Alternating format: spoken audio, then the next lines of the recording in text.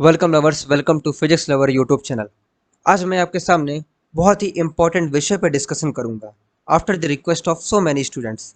जैसा कि आप सभी को पता है कि हमारे जेई मेंस के लिए मात्र एक महीने बचे हुए हैं। ऐसे स्टेज में आकर चीज़ों को कैसे रिवाइज करें, जो हमने 2 साल पढ़ा है, 1 साल पढ़ा है, कैसे चीज़ों को कलेक्ट करें और एक महीने में ऐसी प्रिपरेशन करें कि जेई मेंस में बैठकर हम अपने लेवल के अनुसार अपने लेवल से बेहतर प्रदर्शन कर पाएँ।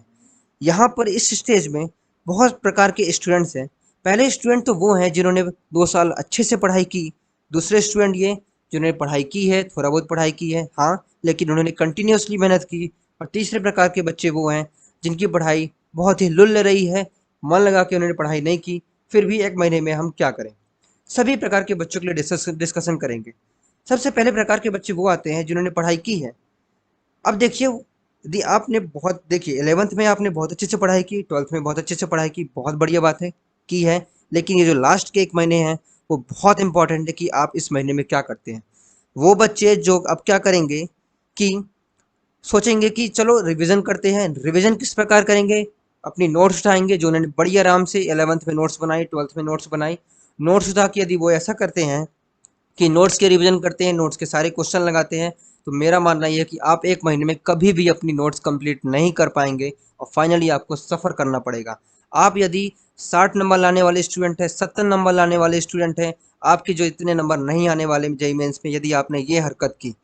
दूसरे प्रकार के वो बच्चे हैं जिन्होंने समझदारी की है, 11th और 12th में बनाई है शॉर्ट नोट्स हर चैप्टर की।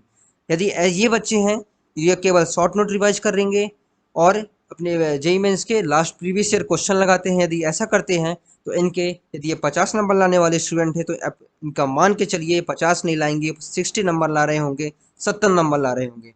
दूसरे प्रकार के बच्चे वो आते हैं जिन्होंने बहुत कम पढ़ाई की है, मतलब ये है कि उन्होंने पढ़ाई की है लेकिन उनकी पढ़ाई उतनी नहीं हुई है जितनी होनी चाहिए, लेकिन लास्ट का उनका महीना है। उनको अपने लेवल से अच्छा प्रदर्शन करना है, अपने लेवल से अच्छे नंबर लाने हैं, अपने लेवल से ज़्यादा अच्छी परसेंटाइल लानी है। तो कैसे पढ़ें? सबसे पहले किन चैप्टर को प्रेफ़रेंस दें? सबसे पहले किन चैप्टर को हम कवर करें? ईज़ीएस्ट चैप्टर क्या है? कैसे हम चीज़ों को एनालाइज़ करेंगे? कैसे हम रिवीजन करेंगे? वो सारी चीज़ें हम इस वीडियो में जानेंगे। तीसरे प्रकार के बच्चे वो हैं जिनने बिल्कुल पढ़ाई नहीं की है, तो मेरे लिए मैं उनके लिए एक ही सिर्फ सजेशन देना चाहूँगा कि बेटा दोबारा तैयारी कर लो। अभी तक कुछ नहीं किए हो, तो 1 महीने में कुछ नहीं होने वाला, घंटा कुछ फाड़ नहीं पाओगे। Welcome again lovers. चलिए अब हम डिस्कशन करेंगे जेई मेंस के मैथमेटिक्स में आ रहे इंपॉर्टेंट चैप्टर्स का, किस प्रकार हमें सीक्वेंस वाइज उनका केस स्टडी करना है, प्रिपरेशन किन चैप्टर की सबसे पहले करनी है, किन चैप्टर को हमें लास्ट में रखना है रिवीजन में, और किन चैप्टर के क्वेश्चंस ज़्यादा हमें लगाने हैं, किन चैप्टर के क्वेश्चंस को कम करना है रिवीजन के time, because time is very less. आप सारे क्वेश्चन बिल्कुल डीपली स्टडी कर पाए ये पॉसिबल नहीं है। चलिए डिस्कशन स्टार्ट करते हैं बिना किसी टाइम को वेस्ट किए हुए। तो सबसे पहले जो आपका इंपॉर्टेंट चैप्टर आता है वो मैथमेटिकल रीजनिंग। अब देखिए, आप खुद बोलेंगे कि भाई ये तो इजी चैप्टर है और इजी चैप्टर को आप इंपॉर्टेंट चैप्टर में क्यों डाल रहे हो। तो देखिए, इसका एक रीज़न ये है कि मैथमेटिकल रीजनिंग जो है वो है इजी चैप्टर, और इस चैप्टर से हर पेपर में लगभग आपके 2 से 3 क्वेश्चन आना तय है। मिनिमम आपके हर पेपर में 2 क्वेश्चन जरूर से जरूर आएंगे मैथमेटिकल रीजनिंग के। इसीलिए, और देखिए, चूंकि ये ईजी है तो, और यदि आप पढ़ के नहीं गए तो आपके कितने नंबर का लॉस हुआ? 8 नंबर का लॉस हुआ। मतलब आपकी अप्रोक्सीमेटली 4 से 5 हजार रैंक का लॉस होगा। दैट यू वुड, जैसे मान लीजिए आप किसी कॉलेज में सीएस पा रहे होंगे, तो उस केस में आप उस कॉलेज में पाएंगे इलेक्ट्रिकल ब्रांच या फिर अप्रोक्सीमेटली मैकेनिकल। तो आपका देख रहे हैं आपका कितना ज़्यादा लॉस हो रहा है इन 2 क्वेश्चंस की वजह से। तो आपको क्या करना है कि ये, चूंकि ये इजी चैप्टर है, तो आपको इनको कंप्लीट करके जाना है।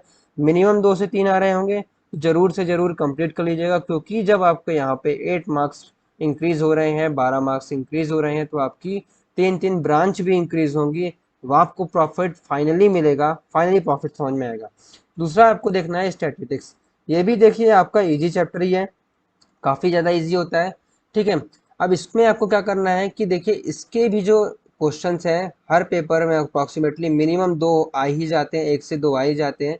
और यदि ऐसा है, देखिए, इसके हर हर पेपर में आपके मिनिमम 2 क्वेश्चन आ रहे हैं, और मेरे एनालिसिस के अनुसार इसके जो भी क्वेश्चन आंसर आते हैं वो आते हैं इजी क्वेश्चन से। रेयरली ही कोई क्वेश्चन आएगा टफ आएगा, कैलकुलेशन वाइज लेंदी होगा, लेकिन जो मोस्टली क्वेश्चंस आते हैं वो आते हैं इजी। एक क्वेश्चन आया तो आपका इजी आएगा, 2 से 3 आ रहे होंगे तो हो सकता है कि आपके 2 इजी हो या फिर एक टफ हो। इसका मीन्स ये है कि इस चैप्टर से हर पेपर में क्वेश्चन आना बिल्कुल तय है। इसलिए आपको सबसे पहले आप मैथमेटिकल रीजनिंग में फोकस देंगे और फिर आएगा स्टैटिस्टिक्स। मैथमेटिकल रीजनिंग आप करके बिल्कुल जाएगा, नहीं जा रहे हैं तो आप ये मान लीजिए आप अपनी 2 ब्रांच नीचे कर, 2 ब्रांच आपकी बिल्कुल नीचे होने ही वाली है, बिल्कुल तय है, ये बिल्कुल तय हो जाएगा। स्टैटिस्टिक्स नहीं किया तो मान लीजिए आपकी कॉलेज एक एक कॉलेज आप पीछे चले जाएंगे, इतना ज़्यादा फर्क पड़ जाता है, 1 से 2 college, it's a very big difference.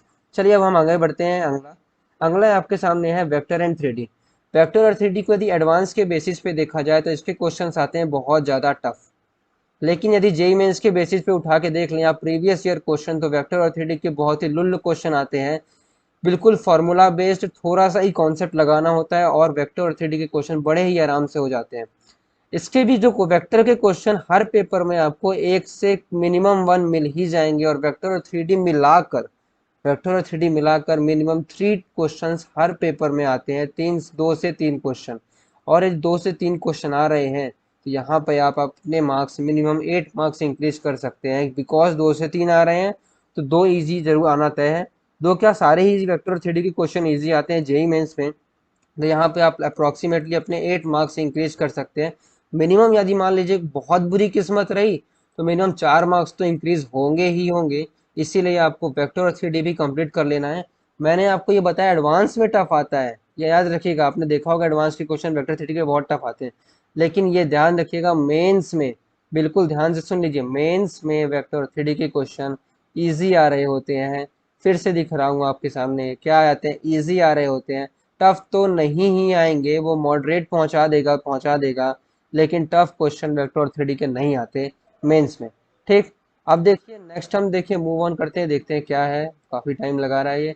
ठीक है, अगला है मैट्रिक्स एंड डिटर्मिनेंट। मैट्रिक्स और डिटर्मिनेंट के क्वेश्चन आपको ईजी लगेंगे। यहाँ पर केस बनता है, कब ईजी लगते हैं, जब आप मैट्रिक्स और डिटर्मिनेंट की सारी प्रॉपर्टीज़ याद है। आपको मैट्रिक्स और डिटर्मिनेंट यदि सारी प्रॉपर्टीज़ याद हैं, उस केस में मैट्रिक्स और डिटर्मिनेंट के जो क्वेश्चंस होंगे आप बहुत ही आसानी से कर लेंगे। यदि आपने प्रॉपर्टीज़ नहीं की, केस ये बनता है प्रॉपर्टीज़ नहीं की, तो आपका ये बिल्कुल नहीं हुआ कि भाई आपको डिटर्मिनेंट निकाल के, तो ऐसे इतने इजी भी क्वेश्चंस नहीं आते कि डायरेक्टली डिटर्मिनेंट निकालना है, एडिशन ऑफ मैट्रिक्स करना है, ऐसा बहुत ही रेयर आता है, तो आप एक्सेप्शन में बिल्कुल ना रहें। प्रॉपर्टीज़ मैट्रिक्स और डिटर्मिनेंट की बेसिकली कंप्लीट ही कर लें, because it is a very important thing. ठीक है, प्रॉपर्टीज़ की है, प्रीवियस ईयर के लास्ट साल, क्या मैं पिछले 2 साल जाऊंगा ही नहीं, आखिरी साल पिछले लास्ट ईयर इतने क्वेश्चन आ गए थे कि आपको सारे मैट्रिक्स डिटरमिनेंट की क्वेश्चन लगा लेंगे तो आपका काफ़ी बेहतरीन तरीके से रिवीजन हो रहा होगा, क्योंकि last year properties basis matrix और डिटरमिनेंट के काफ़ी सारे क्वेश्चन आए थे। इवन इन माई पेपर, जिसमें मेरी मैथमेटिक्स में हाईएस्ट परसेंटाइल थी, उसमें मैट्रिक्स के 2 क्वेश्चन थे। चलिए अब हम मूव ऑन करते हैं, अगले टॉपिक की ओर है straight line circle conic. 11th का सबसे इम्पोर्टेंट टॉपिक माना जाता है और एडवांस के लिए सबसे ज़्यादा स्कोरिंग पार्ट माना जाता है, क्योंकि यहाँ से जो क्वेश्चन आ रहे होते हैं वो आपके ज़्यादा टफ नहीं होते, बेसिकली टफ होंगे भी लेकिन उनके लिए जिन्होंने प्रैक्टिस नहीं की है। स्ट्रेट लाइन और सर्कल कोनिक के, मैं ये तो इसके चांसेस जो है तीनों से मैं देखूंगा तो तीनों से एक क्वेश्चन आना तय है। पर्सनली इनकी बात करूं तो 80% चांस है कि इन चैप्टर से क्वेश्चन आएगा। 80% भी काफ़ी ज़्यादा होता है, इनके मैं पर्सनली चांस कर रहा हूँ कि हर चैप्टर से पर्सनली जो है वो 80% चांसेस की स्ट्रेट लाइन सर्कल कोनिक के क्वेश्चन आएंगे। तीनों का यदि मैं देता हूँ तो तीनों से केस स्टडी करने पर आपका ये कंक्लूजन निकलता है कि 100% चांसेस है कि जो क्वेश्चन तीनों में से कोई एक का आएगा ही आएगा। अब यहाँ से देखिए आपको इनमें पढ़ाई क्या करनी है। आपको सबसे पहले इन चैप्टर में कंप्लीट करने हैं सारे के सारे फॉर्मूले। ठीक है, स्ट्रेट लाइन के, सर्कल के, कोनिक के।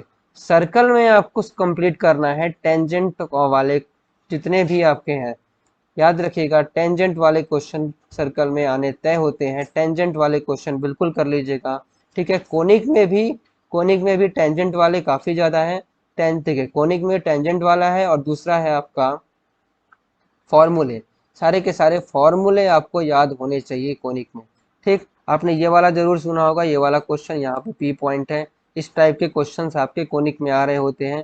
किसका लोकस बता दीजिए, या फिर क्या कोई ना कोई रिलेशन आपसे पूछ लेता है। सर्कल में आपको मैं फिर से बोल रहा हूँ, टेंजेंट्स वाले क्वेश्चन बिल्कुल पढ़ लीजिएगा, क्योंकि टेंजेंट से रिलेटेड क्वेश्चन जरूर आता है, घुमा फिरा के वो टेंजेंट पे जरूर आता है सर्कल में। स्ट्रेट लाइन में आपको सारे के सारे फॉर्मूले याद होने चाहिए। सारे के स्ट्रेट लाइन बहुत ही इजी चैप्टर है एक्चुअली, सारे के सारे फॉर्मूले याद होने चाहिए। स्ट्रेट लाइन के लेक्चर्स भी डले हुए हैं मेरे कुछ, आप चाहे तो देखिए चाहेंगे, क्योंकि बहुत कम समय देख ही नहीं पाएंगे, फिर भी बता रहा हूँ, कुछ टॉपिक्स के लेक्चर डले हुए हैं, आप देख सकते हैं यदि टाइम मिले तो। नहीं है तो चुपचाप आप फार्मूले रिवाइज करिए, प्रीवियस ईयर क्वेश्चन लगाइए और उनका एनालिसिस बिल्कुल करिएगा। प्रीवियस ईयर क्वेश्चन लगाना बस नहीं है, उनका एनालिसिस करना है। जो भी आप मिस्टेक हो रही है उनको सुधारना है, एक डायरी में लिखना है उन मिस्टेक्स को, और खुद से ये प्रॉमिस करना है कि अब दोबारा ये मिस्टेक हम नहीं करेंगे। यदि आप दोबारा वो सेम मिस्टेक कर रहे होंगे तो आपके रिवीजन का भी कोई मतलब नहीं होगा। फाइनली आप 40 मार्क्स ला रहे होंगे मैथमेटिक्स में, तो आपके रिड्यूस होकर 30 हो जाएंगे। और अब जान लीजिए 10 नंबर पे क्या होता है, मैंने आपको अभी समझाया है। ब्रांच गिर जाती है, कॉलेज में आके फिर रोना पड़ता है। इसलिए ये बिल्कुल गलती बिल्कुल नहीं कीजिएगा, क्योंकि ये इजी चैप्टर है, इजी चैप्टर से इजी क्वेश्चन आते हैं, बिल्कुल इनको कंप्लीट कर लीजिएगा। ठीक, अब हम मूव ऑन करते हैं नेक्स्ट चैप्टर की ओर। नेक्स्ट है आपका डिफरेंशियल कैलकुलस। डिफरेंशियल कैलकुलस से बात करें तो देखिए हर पेपर में क्वेश्चन आना है, टफ भी आ सकता है। टफ आने की जो चांसेस है वो है 20% इस चैप्टर से। मॉडरेट आने के जो चांसेस है वो है आपके अप्रोक्सीमेटली 70%। ईजी केवल 10% चांसेस में ही आ रहा होता है, लेकिन देखिए मॉडरेट भी आ रहा है, ये भी ध्यान रखिएगा। मैंने टफ जो है 20% ही कहा है। यहाँ पर जो है इस इनसे हर पेपर में देखिए 1 से 2 क्वेश्चन आना तय है। ठीक, 2 आ रहे हैं तो ये भी तय है कि भाई एक वो ईजी ही देगा, ये भी जान लीजिए। 2 तो देता है तो एक वो इजी ही देता है, दूसरा वो मॉडरेट की कैटेगरी में या टफ की कैटेगरी में डाल देता है। लेकिन यदि आपने इसके, अब डिफरेंशियल कैलकुलस में करना क्या है, आपको सारे के सारे कॉन्सेप्ट याद होना चाहिए। यहाँ पर फॉर्मूले से ज़्यादा काम आता है डिफरेंशियल कैलकुलस में कॉन्सेप्ट। यदि आपने सारे के सारे कॉन्सेप्ट कंप्लीट किए हैं, सारे किंग्स रूल, क्यून्स रूल, सारे के सब कुछ याद है, तो उसके बाद आप बहुत ही आसानी से डिफरेंशियल कैलकुलस कर पा रहे होंगे। दूसरी चीज आपको करनी है प्रीवियस ईयर क्वेश्चन, ज्यादा इसके आप थ्योरी के चक्कर में मत पड़िएगा, आप सीधे रिवाइज करिए कॉन्सेप्ट और लगाइए लास्ट ईयर के फॉर्मूला, लास्ट ईयर के प्रीवियस ईयर क्वेश्चंस को कंप्लीट कीजिए। ठीक, वहां से आप डिफरेंशियल प्रीवियस ईयर कंप्लीट करना है, जो नहीं बन रहे हैं उनका क्या करना है, डिटेल एनालिसिस करना है। अगले चैप्टर्स की ओर बढ़ते हैं। अगला चैप्टर है आपके सामने लिमिट, कंटिन्यूटी एंड डिफरेंशिएबिलिटी। देखिए लिमिट, कंटिन्यूटी, डिफरेंशिएबिलिटी मैं बात करूँ तो ये मेरे को बहुत ही पसंदीदा चैप्टर है, क्योंकि इसे मुझे सॉल्व करने में काफ़ी ज़्यादा मजा आता है और आज भी इसके क्वेश्चन में काफ़ी लगाता हूँ। देखिए लिमिट और कंटिन्यूटी, डिफरेंशिएबिलिटी तीनों का मैंने नाम साथ लिख दिया है, तो इससे ये तो आपको जाहिर होता है कि भाई तीनों से मिलाकर मिनिमम एक क्वेश्चन आता है। मैं आपके साथ एक छोटा सा प्रैंक कर दिया, आपको गुस्सा जरूर आएगा, कैसी बातें कर रहा हूँ। देखिए लिमिट को यदि आपको तैयारी करनी है, तो लिमिट की तैयारी करने के लिए देखिए आपके पास है बहुत ही कम कॉन्सेप्ट। ठीक, आप खुद जानते हैं इस चैप्टर में कॉन्सेप्ट बहुत कम है बहुत इंपॉर्टेंट कॉन्सेप्ट लेकिन है बहुत कम। आपको फोकस करना है लिमिट में प्रैक्टिस की। ठीक, आपको प्रैक्टिस काफ़ी ज़्यादा करना है लिमिट में, सेम आपके साथ अप्लाई होगा कंटिन्यूटी में आपके सामने। फिर यहाँ पे कॉन्सेप्ट जो है वो काफ़ी कम है। हाँ, लेकिन कॉन्सेप्ट नहीं याद हुआ तो प्रैक्टिस का कोई मतलब नहीं है, कोई भी मीन नहीं निकलेगा प्रैक्टिस करने का, कॉन्सेप्ट नहीं याद है।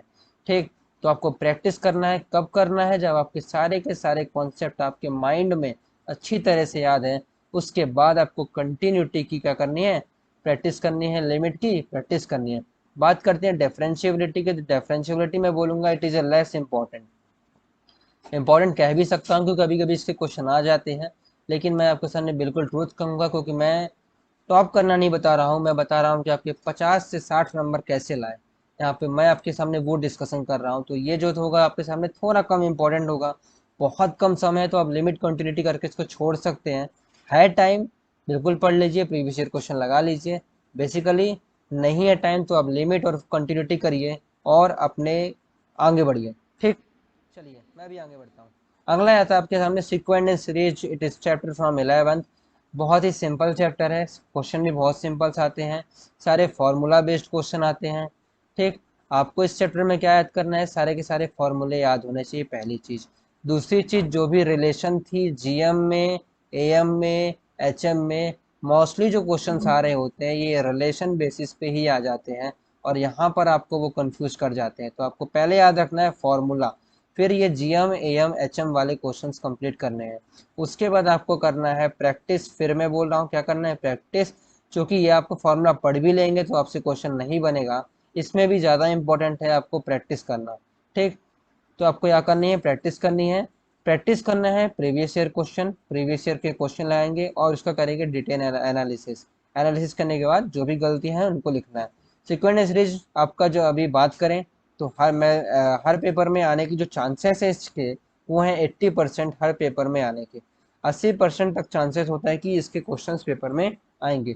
70 से 80, 80 से 90 नहीं बोलना चाहूँगा मैं, क्योंकि ये सच है। 70 से 80% चांसेस है कि इसके क्वेश्चन हर पेपर में आएंगे। तो एक बार आप इसको बिल्कुल करके जाएं, कुछ क्वेश्चंस लगा के जाएं, ताकि यदि आ जाए तो आप इसके क्वेश्चंस कर पा रहे हो।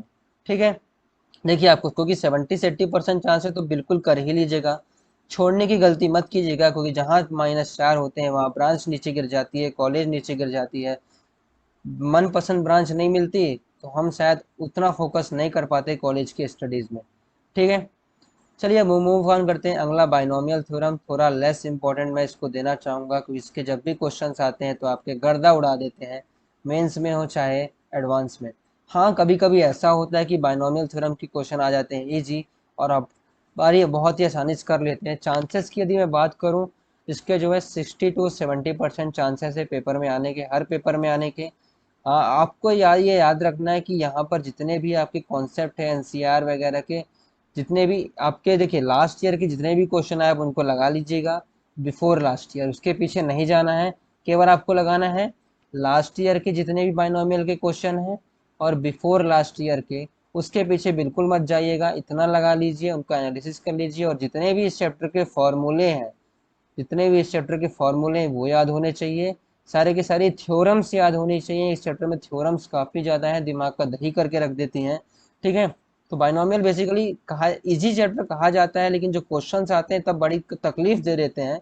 इसलिए आपको ध्यान रखना है, आपको क्या क्या करना है, इनका फॉर्मूला कर लेना है, थ्योरम सारी याद कर लेनी है, और लास्ट ईयर और बिफोर लास्ट ईयर के क्वेश्चन लगा लेने हैं। ये 3 चीज़ें इस चैप्टर में आपको करनी है, बिल्कुल ही कर लीजिएगा, गलती मत कीजिएगा। ठीक है, यदि आपने पढ़ा है तो आप बिल्कुल कर लीजिएगा, नहीं पढ़ा तो टाइम जरूर निकाल लीजिएगा, कि कोशिश जरूर करिएगा कि हम इसको एक बार पढ़ लें बेसिक इस चैप्टर के, और कुछ इजी क्वेश्चंस लगा लें। ठीक, इजी क्वेश्चन लगाने में चांसेस तो कम है कि बनेगा, कम चांसेस हाँ, लेकिन यदि इजी क्वेश्चन आ गया तो फिर वो बनना चाहिए। इसलिए हर चैप्टर का बेसिक हमें जरूर आना चाहिए, क्योंकि जब कभी भी इजी क्वेश्चन आए तो बने, क्योंकि वो इजी क्वेश्चन मोस्टली स्टूडेंट कर रहे होंगे और वो अपनी रैंक और ब्रांच को इंक्रीज कर रहे होंगे, और वहीं हमारी इजी क्वेश्चंस के चक्कर में रैंक और ब्रांच दोनों ही नीचे गिर जाती है। इसलिए हर चैप्टर का बेसिक्स फार्मूला, बेसिक कॉन्सेप्ट और कुछ एक आध क्वेश्चन हमें बनना ही बनना चाहिए। ठीक, चलिए अब हम मूव ऑन करते हैं अगले टॉपिक की ओर। अगला है आपके सामने कॉम्प्लेक्स नंबर। ये थोड़ा लिटिल इम्पोर्टेंट होकर आ रहा होता है। इसके जो है आपके 80 to 90% चांसेस हैं, सॉरी 80 ज़्यादा लिख दिया मैंने, 70 to 80% चांसेस है कि हर पेपर में क्वेश्चन आएंगे कॉम्प्लेक्स नंबर के। और आपको इसको देखिए रेडी करके जाना है, थोड़ा कॉम्प्लेक्स नंबर है, चैप्टर जो है वो थोड़ा कॉम्प्लेक्स है। यदि हम जेई के बेसिस पे देखा जाए, बोर्ड वाले को कोई दिक्कत नहीं होगी पढ़ाई करने में कॉम्प्लेक्स नंबर में, हाँ जेई के बेसिस पे देखा जाए थोड़ा कॉम्प्लेक्स होकर आ रहा होता है। लेकिन यदि आप इसकी स्टडी करे हैं, क्योंकि बहुत ही इजी चैप्टर है, यदि इसकी बेसिक स्टडी आपने की है, कॉन्सेप्ट पढ़ा है, तो इसके क्वेश्चंस आपके इजी ही आ रहे होते हैं। हाँ, होता है कभी कभी इसके मॉडरेट क्वेश्चन आ जाते हैं और टफ भी आ जाते हैं, लेकिन आपको ये चैप्टर कंप्लीट कर लेना है। जितने भी आपको सारे जितने फॉर्म्स है, कार्टेशियन फॉर्म, पोलर फॉर्म, सारे सारे आपको फॉर्म्स याद होने चाहिए, सारे फॉर्म्स के फॉर्मूले याद होने चाहिए, कन्वर्जन याद होना चाहिए कि एक फॉर्म से दूसरे फॉर्म में कैसे कन्वर्ट करते हैं। आपको इससे क्या याद रखना है, आपको कन्वर्जन याद होना चाहिए, आपको ग्राफ बनाते आना चाहिए इस चैप्टर में। ठीक है, तो यहाँ पर दो चीजें आपके बेसिकली बहुत काम आ रही होती है, क्योंकि आपको एक फॉर्म में क्वेश्चन देता है, लेकिन हमारा जो क्वेश्चन सॉल्व हो रहा होता है वो अदर फॉर्म में जाकर हो रहा होता है। तो उस फॉर्म से कभी कभी क्या होता है, जो फॉर्म पेपर में देता है उस फॉर्म से बन जाता है क्वेश्चन कॉम्प्लेक्स, कॉम्प्लेक्स का क्वेश्चन कॉम्प्लेक्स बना देता है। इसको हमको कन्वर्ट करना पड़ता है अदर फॉर्म में। ठीक, तो इसलिए आपको एक फॉर्म से दूसरे फॉर्म में कन्वर्ट करते आना चाहिए, और जिस फॉर्म में ज़्यादा क्वेश्चन सॉल्व होते हैं वो फॉर्म आपको बिल्कुल अच्छे से याद होना चाहिए। ठीक है, यहाँ पे भी आप वही करेंगे, लास्ट ईयर के क्वेश्चन लगाएंगे और बिफोर लास्ट ईयर के लगा लेंगे। और बहुत पहले की बात है, कभी कभी इसके इजी पेपर, जो बहुत पहले जेईई मेंस हुआ करता था, इजी क्वेश्चन आया करते थे, तो मन किया तो एक बार लगा लीजिएगा। लेकिन हाँ, ये चैप्टर आपको पढ़ के जाना है, छोड़ना नहीं है। You don't have to leave, leave नहीं करना है, आपको पढ़ के जाना है। ओके, बिल्कुल गलती मत करिएगा छोड़ने की। ठीक है, इससे इजी क्वेश्चंस आ रहे होते हैं। अगला है आपके सामने quadratic equation. Quadratic equation is a very very important chapter. Very easy है, आप एक दिन में कर सकते हैं, 6 घंटे में कंप्लीट कर सकते हैं। आपको इसमें क्या करना है, फॉर्मूले पढ़ लेने हैं। फॉर्मूले पढ़ लेने हैं सारे के सारे क्वाड्रेटिक इक्वेशन में, कॉन्सेप्ट पढ़ लेने हैं। टाइम नहीं है क्वेश्चंस लगाने का तो मत लगाइए, कोई दिक्कत नहीं है, क्योंकि इसके डायरेक्ट क्वेश्चन नहीं पूछ रहा होता। हाँ, लेकिन यदि आपके पास टाइम है, बिल्कुल टाइम निकाल लीजिएगा। मैं तो ऐसा कहूँगा कि इसके कुछ क्वेश्चंस जो लास्ट ईयर आए होंगे, बिफोर लास्ट ईयर आए होंगे, मुश्किल से 5-6 आए होंगे, तो उनमें 5-6 को देख लीजिएगा, लगा लीजिएगा। और मन किया तो और लगा सकते हैं, क्योंकि ये इम्पोर्टेंट चैप्टर होकर आ रहा होता है, क्योंकि अदर चैप्टर्स में इंक्लूड हो जाता है, अदर क्वेश्चंस में इसका इम्पोर्टेंस काफ़ी ज़्यादा है। पर्सनली इसके क्वेश्चन थोड़ा कम आते हैं, हाँ, लेकिन इम्पोर्टेंट सबसे मैं कहूँगा कि थोड़ा इम्पोर्टेंट जरूर है। तो इम्पोर्टेंट आपको यह है कि भाई फॉर्मूले पढ़ लेना है और सारे के सारे कॉन्सेप्ट याद होने चाहिए। इसमें आपके ग्राफ के कुछ क्वेश्चंस थे, तो आप उसको लीव कर सकते हैं, एडवांस में आते हैं वो। लास्ट में जो आपका ग्राफ वाला टॉपिक है, आई थिंक एडवांस वाले स्टूडेंट ने पढ़ा होगा इस चैप्टर में, ग्राफ वाले टॉपिक है इसका। आप उसको मेंस के लिए लीव कर सकते हैं, हाँ, लेकिन एडवांस में पढ़ लीजिएगा। और बेसिकली उसके पहले तक का जितना भी पार्ट है आपको एक बार देख लेना है, फॉर्मूले वगैरह। ठीक है, चलिए अब नेक्स्ट मूव ऑन करते हैं। Relation and function is a very, क्या ही बताऊँ मैं इसके बारे में, मत पढ़िएगा, छोड़ दीजिएगा। टाइम नहीं है तो आपको छोड़ देना है, लीव कर देना है। हाँ, लेकिन यदि आपको अच्छा स्कोर करना है तो इसको थोड़ा सा एक बार नज़र मार के जाना पड़ेगा। एक बार नज़रों से इसको ज़रूर देख लीजिएगा, आंखों से पन्ने जरूर पलटा लीजिएगा कि भाई कॉन्सेप्ट्स क्या हैं।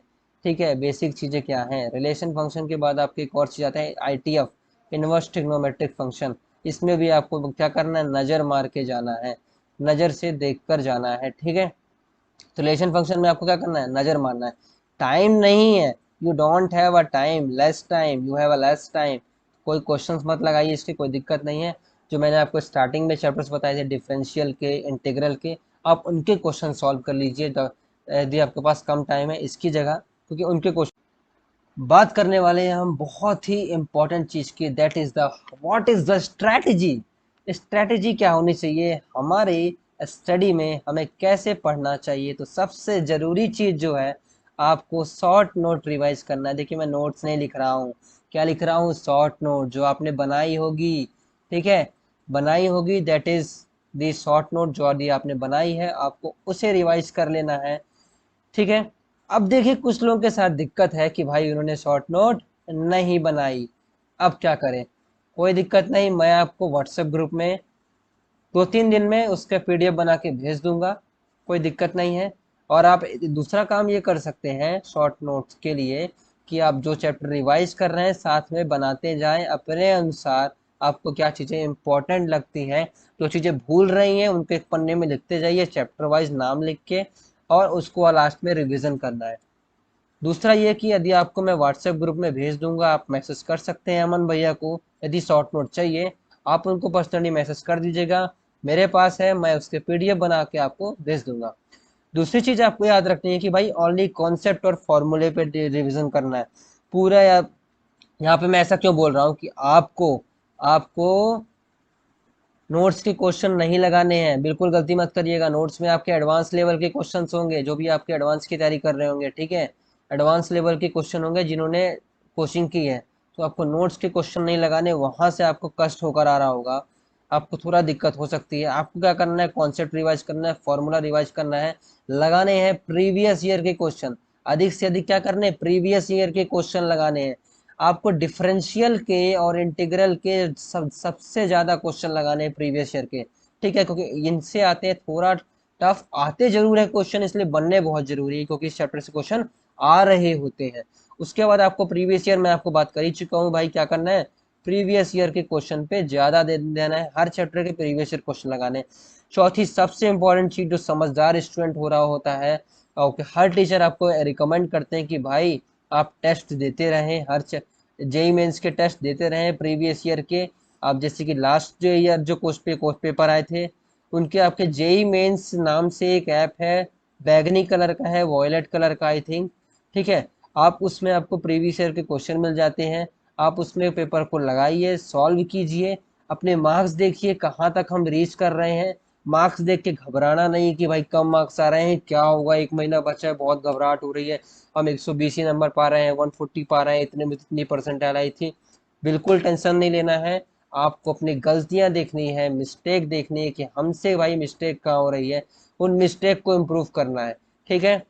बेसिकली डिस्कशन तो मैं मैथ का कर रहा हूँ, लेकिन आपको रिकमेंड जरूर करूंगा कि भाई केमिस्ट्री के थ्योरी वाले चैप्टर्स पढ़ लीजिएगा। जिन्होंने नहीं की पढ़ा है उनके साथ बहुत बुरा हाल हुआ है।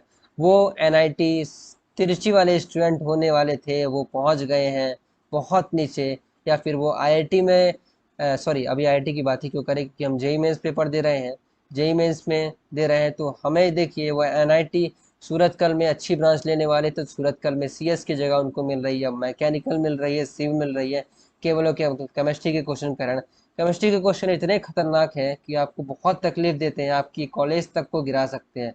क्योंकि देखिए इजी आप क्वेश्चन आते हैं, इजी इजी क्वेश्चन हम नहीं करके आ रहे होंगे, वहीं कोई समझदार स्टूडेंट इजी क्वेश्चन करके हमसे ऊपर उठ जाता है, और वहीं हम काफी नीचे गिर जाते हैं, एक मॉडरेट लेवल के स्टूडेंट से, एक एवरेज स्टूडेंट से भी नीचे चले जाते हैं कभी कभी।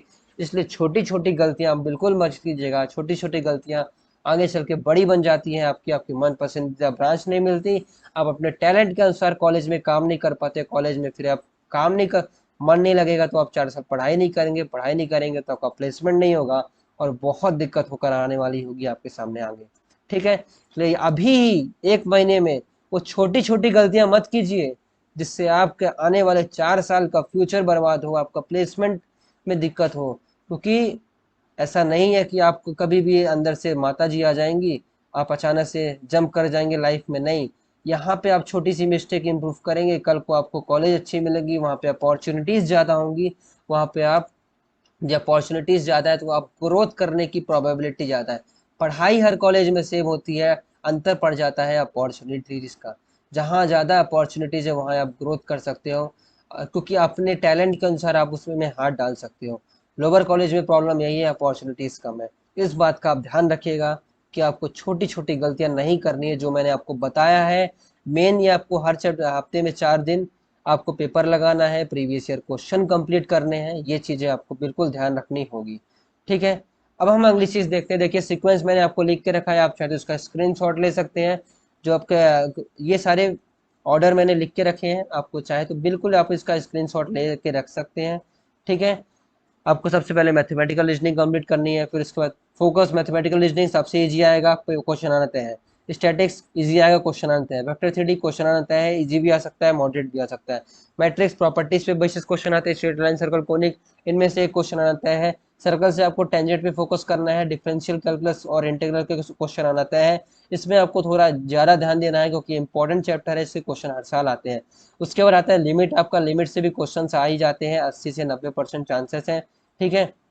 उसके बाद कंटिन्यूटी एंड डिफरेंशियबिलिटी, डिफरेंशियबिलिटी आप छोड़ सकते हैं चाहे तो कोई दिक्कत नहीं है, हाँ, लेकिन टाइम है, आपने पहले से पढ़ रखा है तो रिवीजन कर लीजिए, क्योंकि पहले से पढ़ रखा है आप छोड़ देंगे तो मतलब आप बहुत ही बेवकूफ़ी वाला काम कर रहे हैं। एक बार देख लीजिएगा। Sequence and series, easy question आते हैं, बेसिकली जीएम एम एचएम के सारे आपके रूल्स याद होने चाहिए, एक एक फॉर्मूले आपको याद होने चाहिए। अगला है बाइनोमियल थ्योरम, थोड़ा इसके चैप्टर तो ईजी है, हाँ, लेकिन क्वेश्चन कभी कभी टफ आ जाते हैं।